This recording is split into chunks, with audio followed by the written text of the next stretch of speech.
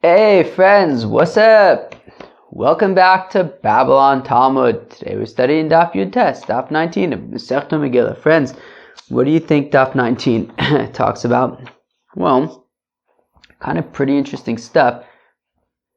I mean, of course, we're just going to kind of, keep on the surface of things and not get too deep, but I can imagine that there's some big machloksin on this page. We talk about, at the beginning, we're going to talk about what if a fellow from Tel Aviv finds himself in Jerusalem? Does he have to hear Megillah in Jerusalem? What if vice versa? What if I, of course I live in Yerushalayim.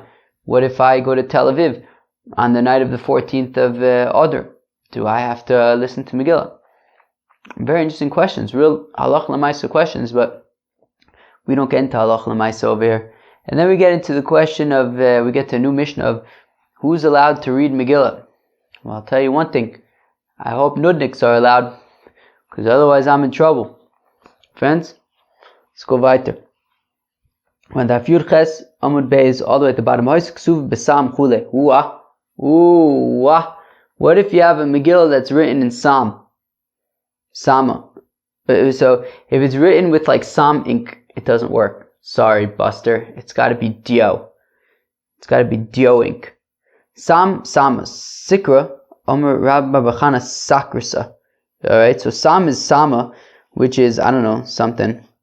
And Sikra is also something, but it's red. Alright. So Sakra, Omer Rabbi Bachana Sakrisa Shema, it's really called Sakrisa.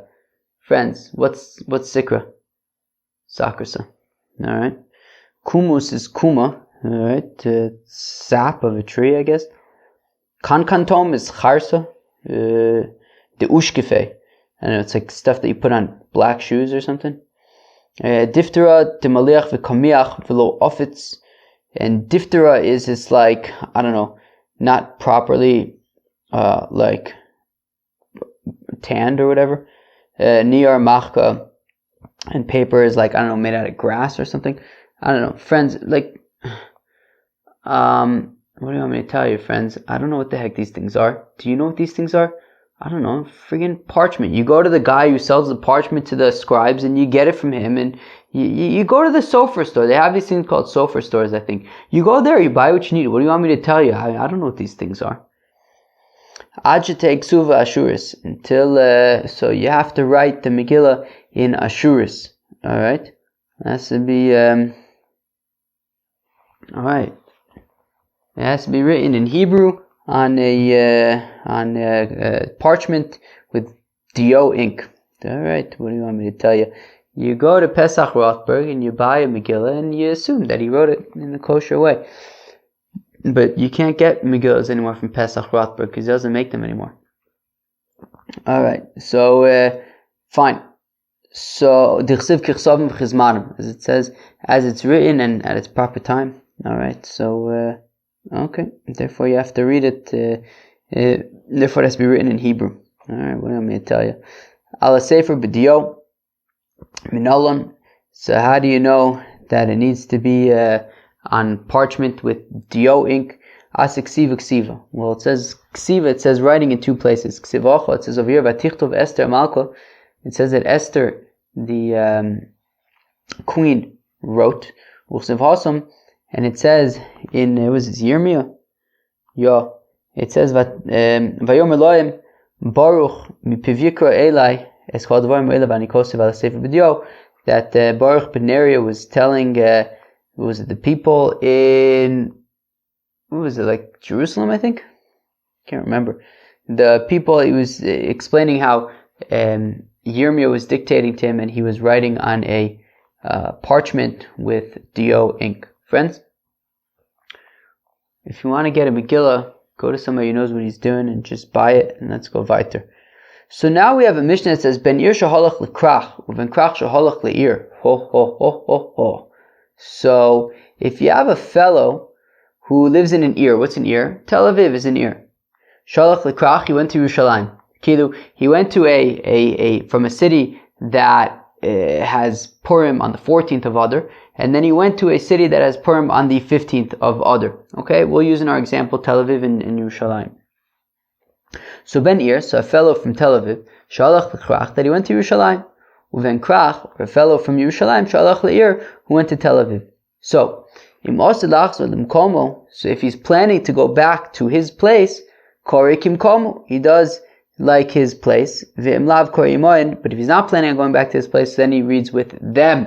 The Gemara is going to go into more detail, but let's just have like one easy example. We'll keep it on a high level for now because the Gemara is going to go into more detail. But let's say I'm from Yerushalayim, I'm a Jerusalemite. Let's say I find myself in Tel Aviv for the 14th of Adar. So the Gemara is going to give some more details, but the question is, so what the Mishnah says is that if I'm planning to go back to Yerushalayim, so then I would not have to read Megillah in Tel Aviv. The Gemara is going to explain some more details around that in what situations that's the case. Fine. From where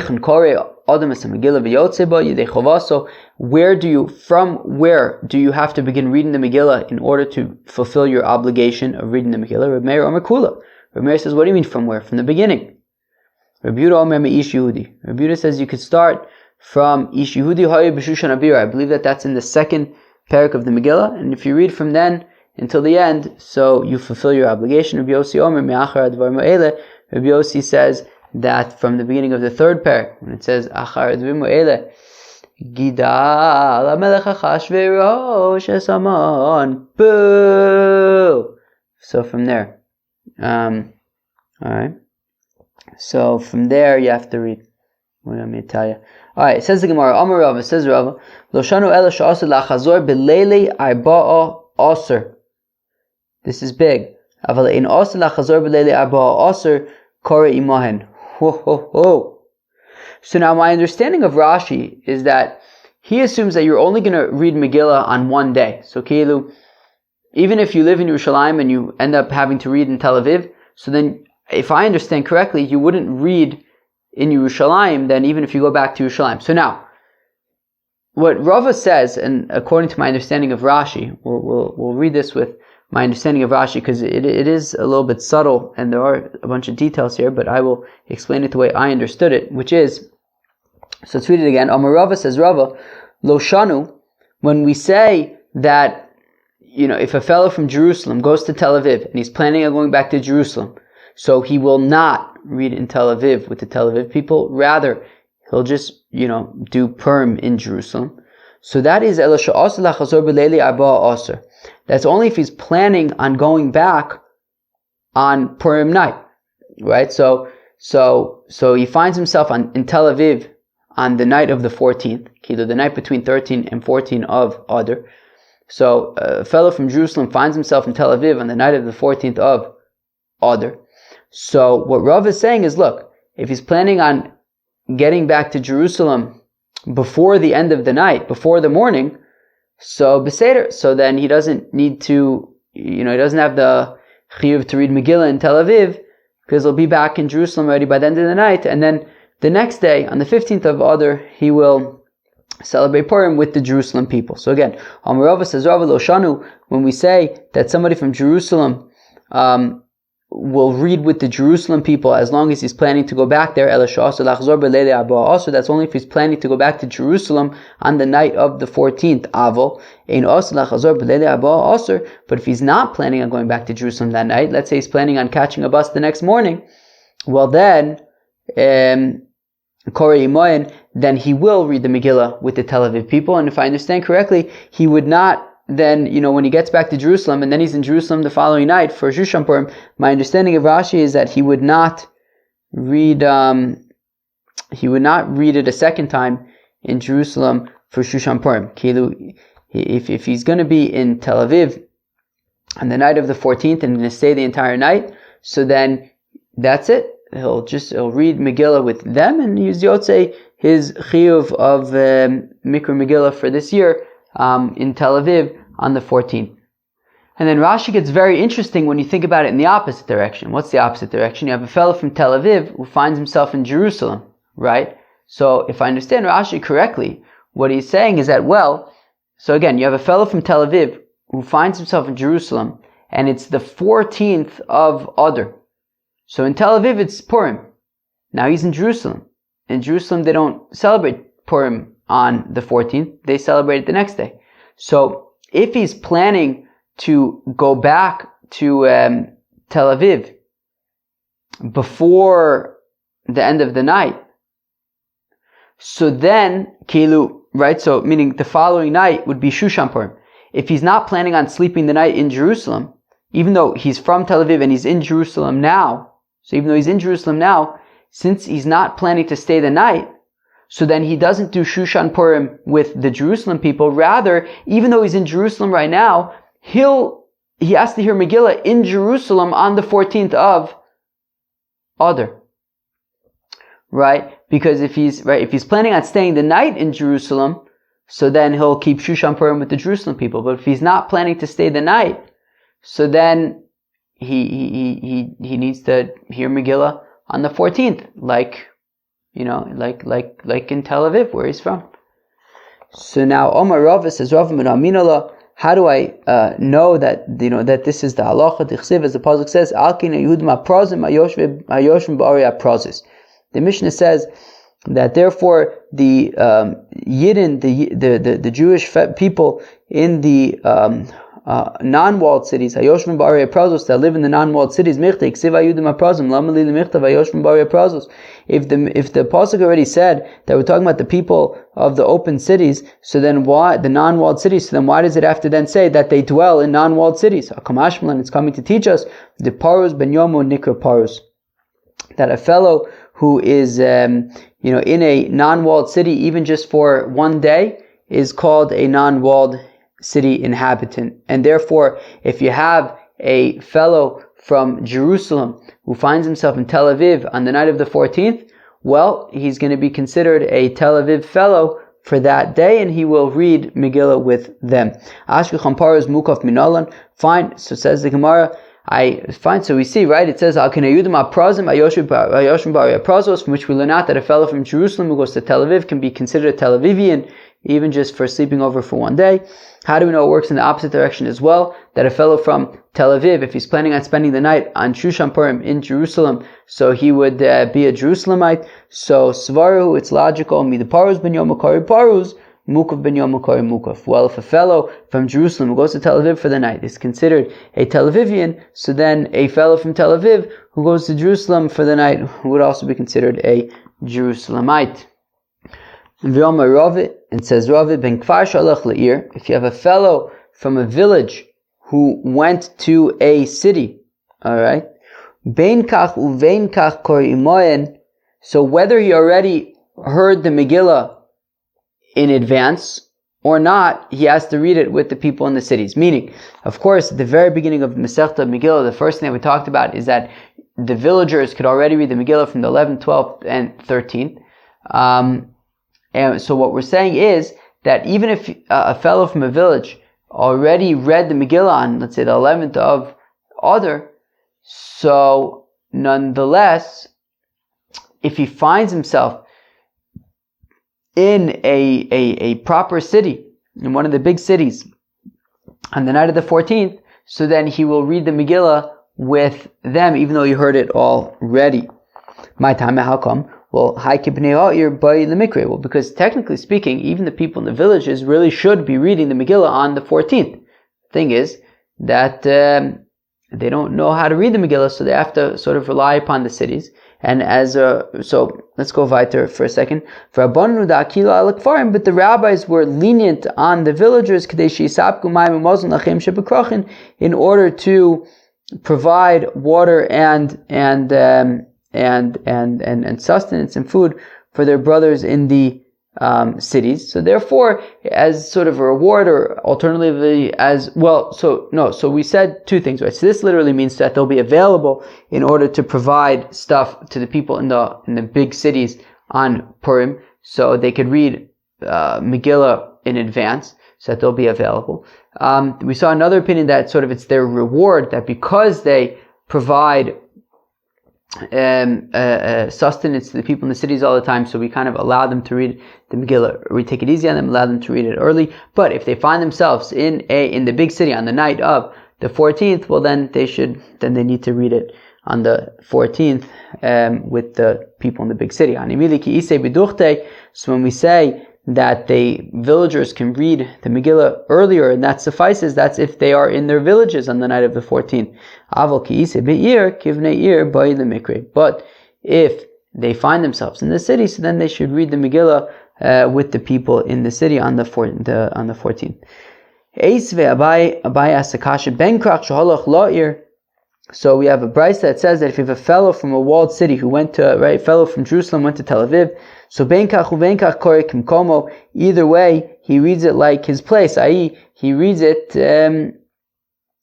in like Jerusalem. So we said, one second, do you really think that we're talking about a fellow from Jerusalem who went to Tel Aviv, and we're saying that no matter what, he reads it like the people in Jerusalem? But so we said that it depends if he's planning to go back to Jerusalem or not. So Elalav ben Kfar, so rather, says Abaye, it must be talking about a fellow from a village, and it's saying that, either way he reads like his place, not like the city, right? I.e., if he already read it earlier, so he doesn't have to read it again. So Vlav terutza mitaratzta tani kore imoin. No, rather, says Rava, no, don't say that either way he reads it like his place.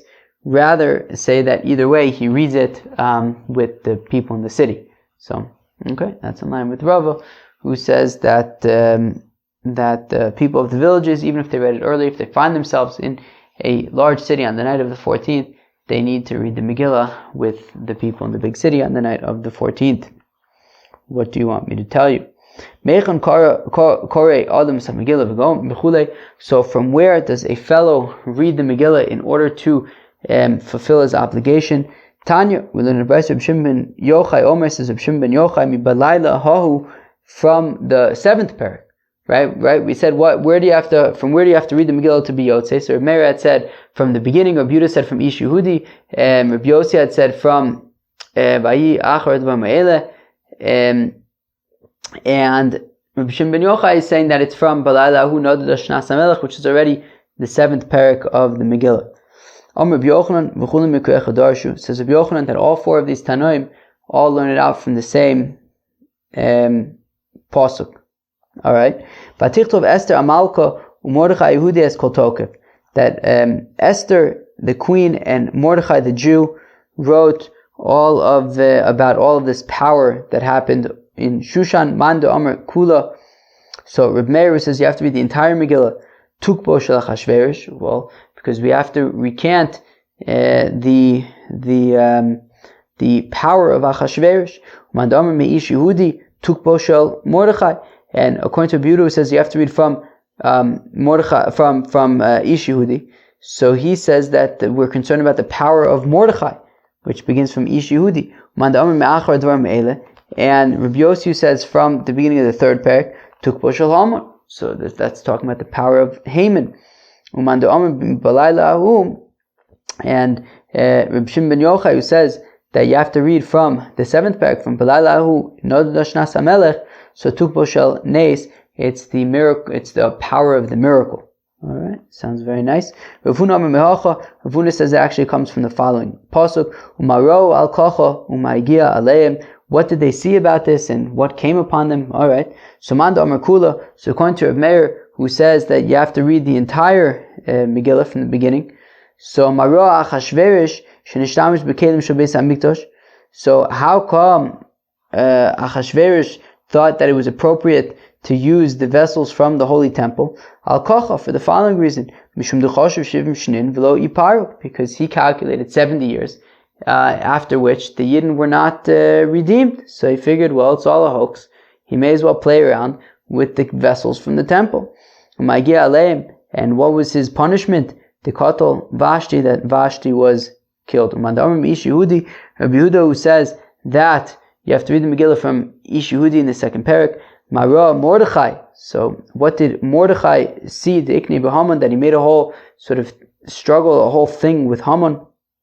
Al kocha, the following: the Shavinavshe Avodah Zarah. Well, because Haman made himself into a getchke, made himself into Avodah Zarah. Umagia aleim. So, and what was sort of the repercussion? The Nisa, that a miracle happened.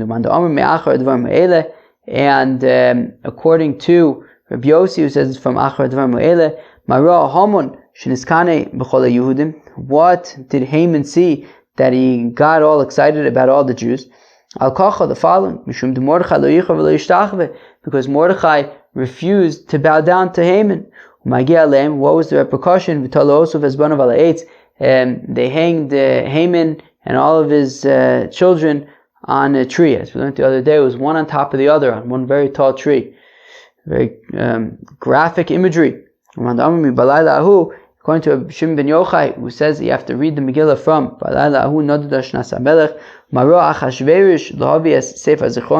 what inspired Achashverosh to pull out the book of the remembrances, Al-Kocha, it's the following,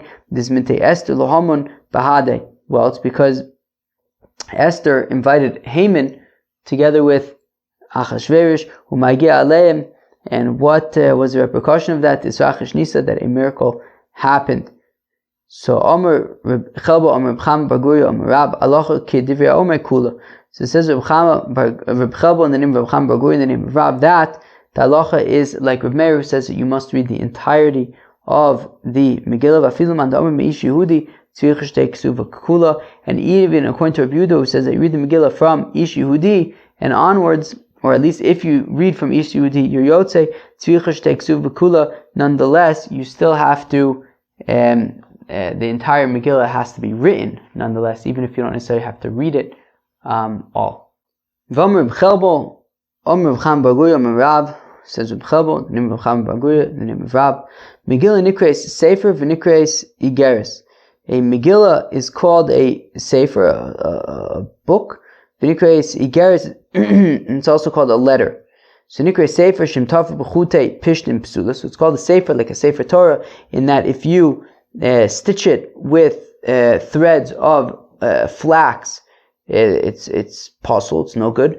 The Nikreis Igeres, it's oichid called a letter, she'im hito b'shlosh chutei gidin ksher, that if you put like 3 threads of sinew, and like kilo, you don't thread it the whole way, but like you just have kind of 3 threads with like 3 stitches to stitch the different pieces together.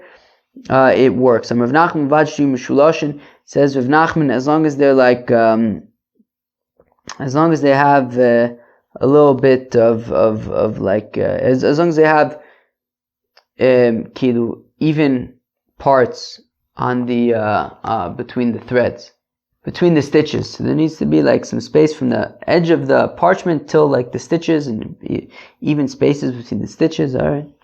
Amar V'Yuda Amar Shmuel. So it says Rav Yehuda in the name of Shmuel that if you just read from the Megillah that's like among other books, it doesn't work, right? So like imagine you have like a big scroll, and in the scroll there's all sorts of Nevi'im, Ksuvim, whatever it might be, and then you just open up to Megillas Esther and you read. So that does not work. It has to be like its own Megillah. Amar Rava says Rava lo Amaron Ela Dlo Mechasra Umiyasra Porta. It says Rava, but that is only if the if the section of the Megillah in that larger sort of scroll, if that section of the Megillah is not sort of shorter than the rest of it, or larger than the rest of it, or smaller than the rest of it. If it just blends in with the rest of the scroll, so then you can't use it. It's not unique enough. Avo Mechasu Miyasa Porta, but if the section of the Megillah is like shorter or taller than the rest of it, so then Leis Lan Bas, that's okay, it's distinguished enough. Alright. Levi bar Shmuel Abba Kokari comment of Yehuda b'Megillah. So Levi bar Shmuel was reading the Megillah in front of Rav Yehuda b'Megillah Aksuva ben Aksuvim, using a Megillah that was written in like a larger scroll. So Rav Yehuda says to him, what are you doing? I thought, says Rav Yehuda, you're not allowed to use a Megillah that's among other scrolls. Says Reb Chia bar Abba in the name of Yochanan, a fellow reads from the Megillah in a Megillah that's sort of in a larger sort of scroll with other books in it as well. Lo yotza, it doesn't work. Umachula amocha, and then he says, wait a second, kind of like made an amendment to it. Betzibur shanu, that is specifically in a congregation. You should not use a Megillah that's in sort of a larger scroll of books. V'amar Reb Chia bar Abba Amar Reb Yochanan Shira Tefer Aloch LaMoshe Misinai Umachula Amocha V'lo Amru Ela Kedei Shelo Yikareh. So it says Reb Chia bar Abba the name of Reb Yochanan that when it comes to sort of sewing up the columns of a Sefer Torah, so you have to leave some space at the top of the column and the bottom of the column to give like some extra space so like it doesn't tear.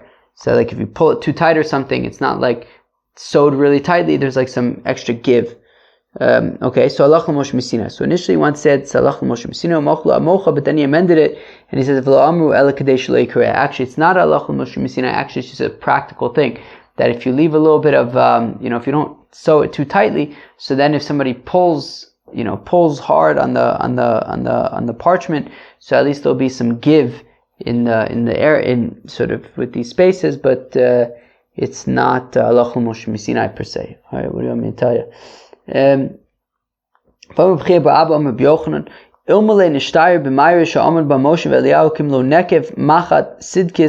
he Alright, let's read that again.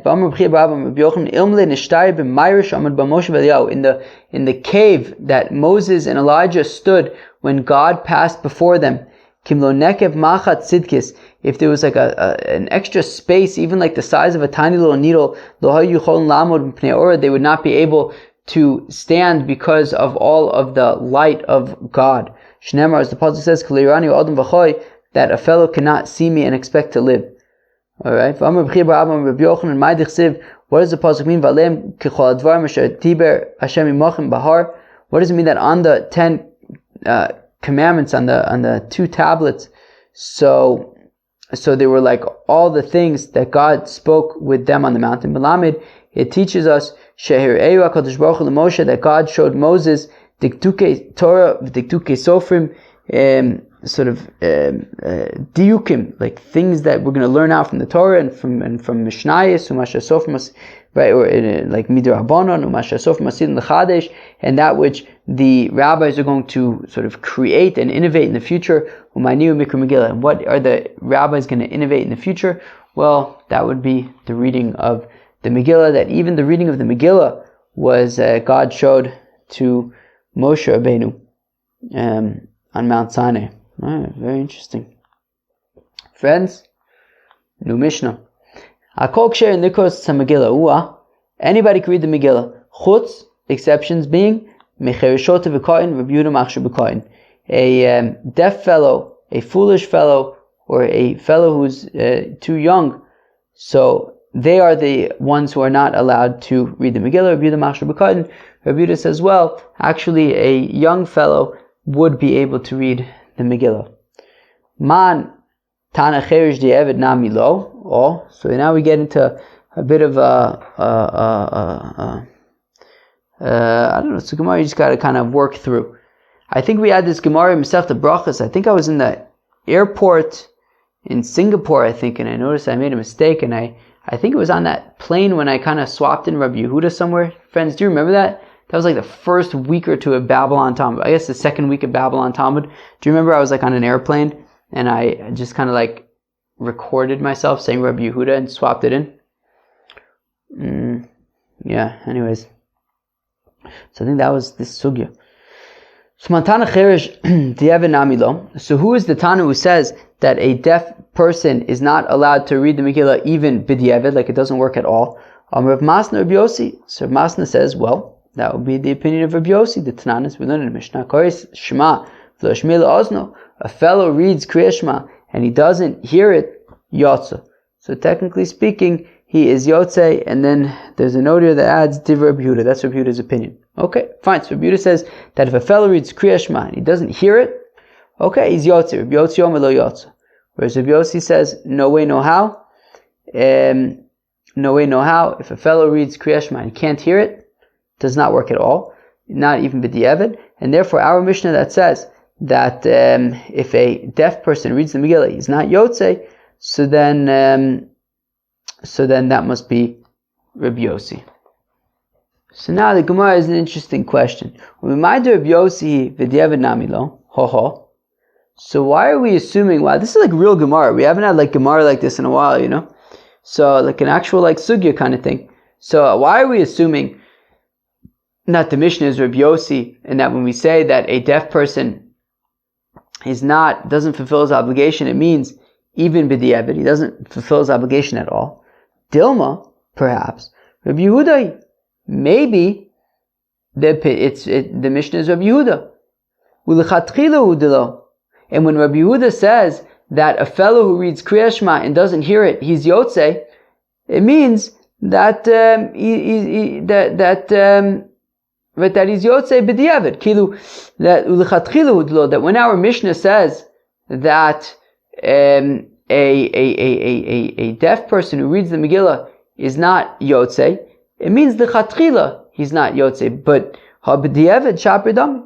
But if he did read it, so then it would work, and that's essentially what. And we're going to argue that that's Rabbi Yehuda's opinion, also by Kriyas Shema as well. When he says that by Kriyas Shema, if a fellow reads Kriyas Shema and he doesn't hear it, he's Yotzei. It means b'di'evet he's Yotzei, and therefore in our Mishnah as well, when we say that a Cheresh cannot read the Megillah, we want to suggest that maybe it means that ideally he should not read the Megillah, but if he did, he would be Yotzei, and that could actually be Rabbi Yehuda's opinion as opposed to Rabbi Yossi, who says that no, if he can't hear it, he's not Yotzei at all. Lo sakadaitich, don't think that the katani cheresh dumi the shota v'katin, because the Mishnah says cheresh shota v'katin, that we're comparing a deaf person to a foolish person and to a young person. Ma shota v'katin di'evet namilo, av cheresh di'evet namilo, that just like a foolish person and a young person are unable to read the Megillah even b'di'evet, they're unable to read it at all. So also the deaf person is unable to read the Megillah at all, and therefore the Mishnah must be Rabbi Yossi. V'dilma ha'kedisa v'ha'kedisa. Perfect the Gemara. Wait, maybe we don't have to say that they're all the same. Maybe the deaf person does not read the Megillah ideally, does not read the Megillah lichatchila, but b'di'evet it works. Whereas the shota v'katan, if they read it, it doesn't work at all. So maybe they aren't all the same. There's one halacha for the cheresh and a different halacha for the shota v'katan. Midiktani sefer Rabbi Yehuda machshir b'katan mechad reish elav Rabbi Yehuda. To which the Gemara says, yes, but people maybe you're already thinking this. Doesn't the Mishnah say Rabbi Yehuda machshir b'katan? That Rabbi Yehuda allows a katan, meaning up until then, it wasn't Rabbi Yehuda, right? No. Let's look at our Mishnah quickly. From the fact that Rabbi Yehuda pipes in at the end, it implies that the first part is not Rabbi Yehuda. So if Rabbi Yehuda only shows up at the end, that means until then it was not him, which means that the opinion that says that a cheresh, a deaf person, is unable to read the Megillah is not Rabbi Yehuda, and therefore it must be that it's Rabbi Yossi, and even b'di'evet, he's not allowed to read it. Skip the next 2 lines. V'dilma kula Rabbi Yehuda he, and then the Gemara suggests, but wait, maybe we could argue that the entire Mishnah actually is Rabbi Yehuda's opinion. The entire Mishnah is Rabbi Yehuda. V'trei gavne ka'in, and there are 2 types of ka'in, of young people. Katani la v'chasuri mechzo v'achi katani, and the Mishnah is missing a few words, and you have to kind of massage it a little bit, and this is how you have to read the Mishnah. Hakol ksher nikros as Megillah. Okay, so everybody's allowed to read the Megillah. Chutz, the exception being me cheresh, the exception being a deaf person. That a deaf person lichatchila should not read the Megillah, but b'di'evet he can. Shota v'ka'in, and a foolish person and a young person are not allowed to read the Megillah whatsoever. When do we say that a young person is not allowed to read the Megillah? A young fellow who has not yet reached the age where we try to sort of start teaching him about mitzvahs. But a young fellow who has reached the age where we start training him to do the mitzvahs, so then he can read the Megillah even lechatchila, because Rabbi Yehuda says that a kohen is allowed to read the Megillah. Okay, so we want to say that as long as he's reached the age of chinuch, so he can read the Megillah. So we want to suggest that maybe the entire Mishnah is Rabbi Yehuda, including the part about the cheresh. And we're saying that when we say that a cheresh, a deaf person, is not allowed to read the Megillah, it means ideally he should not read the Megillah, but if he does, it would work, and it's the opinion of Rabbi Yehuda. But now, fact, the Gemara, 1 second. B'mayu kimta kid Rabbi Yehuda v'di'evet? So 1 second. Going back to that original brisa that we saw, right, when we said that a fellow reads Kriyat Shema, and he's unable to hear what he's saying. So Rabbi Yehuda says, so we the Tanna Kama says Yotze. We want to say that that's Rabbi Yehuda's opinion. And we're saying that when we say that a fellow who does not hear Kriyat Shema, when he reads Kriyat Shema, Rabbi Yehuda is saying that he's Yotze, it means B'di'evet he's Yotze, because L'chatchila we're saying he has to hear it, right? And therefore, when it comes to Megillah, a deaf person is not allowed to read the Megillah L'chatchila because you have to hear it, but B'di'evet it works. And therefore, we'll say that also when Rabbi Yehuda says that when it comes to Kriyat Shema, if a fellow doesn't hear it, he's Yotze, it means B'di'evet he's Yotze. Just like B'di'evet, a Cherish can read the Megillah. So Elohad Tani, but what do we do about the following brisa? Rabbi Yehuda Ber Rabbi Shimon ben Pazi said, Rabbi Yehuda Ber Rabbi Shimon ben Pazi teaches, Cherish Hamadar V'eino Shomea, if you have a fellow who's deaf, he's able to speak, but he's not able to hear.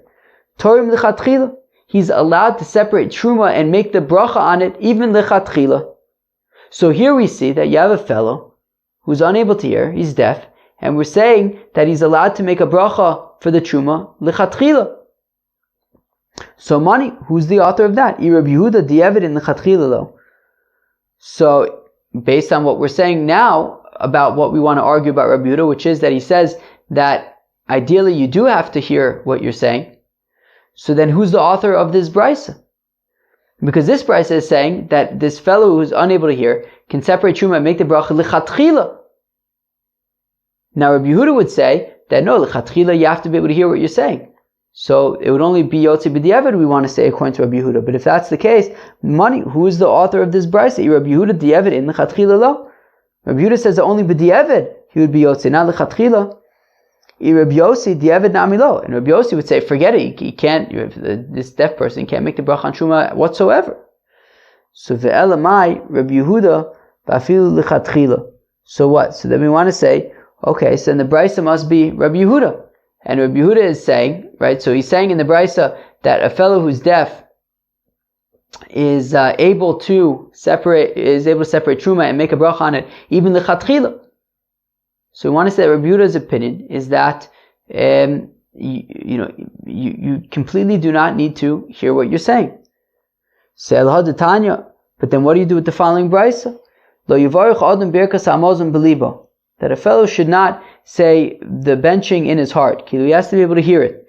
But if he blessed in his heart and he wasn't able to hear it, so then he fulfills his obligation. So we're saying that what? Again, lo yivarech adam birkas hamazon belibo v'imberech yotza. That he shouldn't do it, but if he did, it works. So what are we saying? That there's this opinion when it comes to benching, that l'chatchila you have to hear what you're saying, but if you don't, then it works b'di'evet. So then Mani, who is it? Lo Rabbi Yehuda, v'lo Rabbi Yossi. It's not Rabbi Yehuda or Rabbi Yossi. Because right, we basically have three opinions that are emerging. There's the opinion of Rabbi Yossi who says that you have to hear what you're saying, and if you don't, you're not Yotze at all. There's this other opinion in the brisa quoted by Rabbi Yehuda Rabbi Shimon ben Pazi, who says that a fellow who's unable to hear is lichatchila allowed to make the bracha on the truma. So then there's that's the other extreme, that you don't have to hear at all, and it's completely acceptable. And then now we're seeing by Birkas Hamazon that really you should hear it, but if you didn't, it still works. So we have three opinions. And we're trying to figure out, so the latest thing that we're trying to say is, Rabbi Yehuda says that even the Chatchila, you don't have to hear what you're saying. You don't have to hear what you're saying at all. But then who's the opinion in this brisa that's saying that by benching you should hear what you're saying, but if you don't hear what you're saying, it's okay? Who is it? We only have two opinions so far, Rabbi Yehuda and Rabbi Yossi, and we can't fit it into three different scenarios. So lo Rabbi Yehuda, lo Rabbi Yossi, Rabbi Yehuda afilu l'chatchila. If it's Rabbi Yehuda, he would say, what do you mean? You don't have to hear what you're saying when it comes to Kriyat Shema at all. Rabbi Yossi afilu di'evet nami lo. And if it's Rabbi Yossi, he would say that if you don't hear what you're saying, it doesn't work at all. Not that you should hear what you're saying, but if you don't, it still works. It doesn't work at all according to Rabbi Yossi. So the olam Rabbi Yehuda. So really, we want to say that Rabbi Yehuda's opinion is vafilu l'chatchila. The Rabbi Yehuda would say that even l'chatchila, you don't have to hear what you're saying, and therefore the brisa of Rabbi Yehuda Ber Rabbi Shimon ben Pazi, when it comes to a deaf person separating truma and making the bracha, and we say even the chatchila it works, so then that is Rabbi Yehuda's opinion. And what about this brisa that says that when it comes to benching, you should hear what you're saying, but if you don't, it still works. So that is, I don't know if a few minutes ago I said it in the context of Kriya Shema, it's talking about benching, right? By the b'diavad cases, by benching, that a person l'chatchila should hear what he's saying, but if he doesn't, it works. That is hadidei adarabe. That is the opinion of his Rebbe, which is very interesting. The Tanya, as we learn in the Brisa, Rabbi Yehuda Omer Mishum Rabbi Elazar ben Azariah. That Rabbi Yehuda is saying the name of Rabbi Elazar ben Azariah. Super interesting. Does that mean that Rabbi Elazar ben Azariah was the Rebbe of Rabbi Yehuda? Right? It says that he's saying in the name of his Rebbe, Rabbi Elazar ben Azariah. Very interesting. I mean, I guess technically speaking, it could be. I mean, alright, very, very interesting. Anyways, so let's read that again. The Tanya is within the Brisa, Rabbi Yehuda Omer Mishum Rabbi Elazar ben Azariah. Says Rabbi Yehuda in the name of Rabbi Elazar ben Azariah, Korei Shema tzarich she'ashmiע la'ozno. That a fellow who reads Shema needs to hear what he's saying. Shneimar, as the pasuk says, Shema Yisrael Hashem Elokeinu Hashem Echad. Listen, Israel, Hashem is our God, Hashem is one. Hashmei lo'oznecha ma she'ata motzi mipicha. That you should hear what you are saying. But as Rashi points out, that the implication is that this is the chatchila b'diavad. If you didn't hear what you're saying, so then it would still work according to Rabbi Elazar ben Azariah.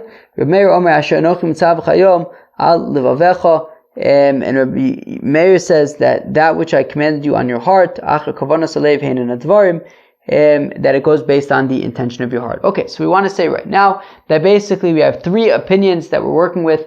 One of them being Rabbi Yossi, one of them being Rabbi Yehuda, and we're assuming that the other opinion is Rabbi Elazar ben Azariah. Rabbi Yehuda's opinion is that even the chatchila, you do not need to hear what you're saying. Rabbi Yossi is saying you must hear what you're saying, and if you don't, you're not Yotze. And Rabbi Elazar ben Azariah is saying, look, ideally you should hear what you're saying, but if you don't, then it works. So therefore, by the truma, when we say acherish could be torim lechatchila, that's Rabbi Yehuda. When we say by Birkas Hamazon that you should hear what you're saying, but if you don't, it still works, that's Rabbi Elazar ben Azariah. And when we see, and we want to say that in our Mishnah, when it says that that a cheresh is not allowed to read the Megillah, it means even b'diavad, and that is Reb Yossi. But then says the Gemara, Hashta Dasus Lachi. But once already we're bringing Reb Meir into the mix, as we just said, right on the previous line, Achar Kavanas Halev Heinen Advarim, that it goes based on the intention of your heart, that you don't need to hear anything at all. Afilu Temer Reb Yehuda Karabe Svir Le. Well, then you could say that Reb Yehuda holds like Rabbi Elazar ben Azariah, that lechatchila you should hear what you're saying, but b'diavad, if you don't, it works.